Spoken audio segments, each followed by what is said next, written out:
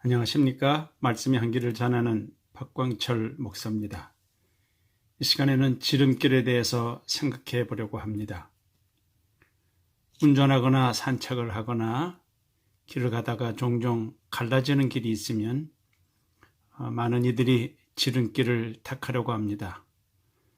특히 먼 길을 가라고 그럴 때 그것이 돌아가는 우회 길이라면 가능하면 짧은 길을 선택하겠죠.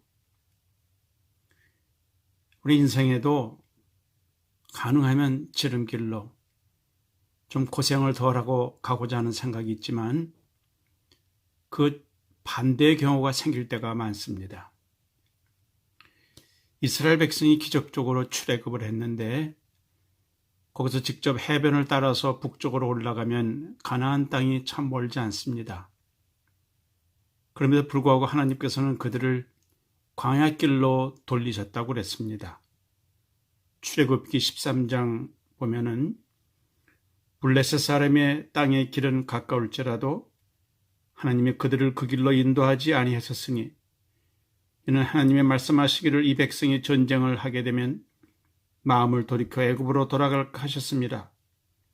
그러므로 하나님이 홍해의 광야길로 돌려 백성을 인도하셨다 했습니다. 왜 하나님은 이 백성들이 쉽게 가나안 쪽으로 가게 하지 않으시고 멀리 광야에서 헤매게 하셨을까요? 하나님의 실수가 아닙니다. 종종 하나님께서는 더 풍성한 사역과 성공적인 사업을 위한 좀 더 쉽고 편한 길을 보이실 수도 있지만 그렇게 안 하시고 힘들고 돌아가야 되는 길, 즉 고난의 길을 열어주실 때가 있습니다. 기도할 때마다 척척 응답이 되면 참 좋겠는데 하루 이틀 한 달 몇 년이 걸려도 응답 안 되는 기도도 있습니다. 그럼 이 고난은 왜 주시는 걸까요? 고난에는 이익이 많습니다. 성경을 통해서 배우는 것은 인내를 배우고 단련이 되고 강해지고 하나님을 더 의지하게 됩니다. 어떤 전도자는 말하기를 주를 위한 고난은 주님을 닮는 지름길이다 그랬습니다. 사도 바울도 몸에 있는 가시를 제거해달라고 여러 번 기도했는데 하나님의 응답은 내 은혜가 네게 족하다 였습니다.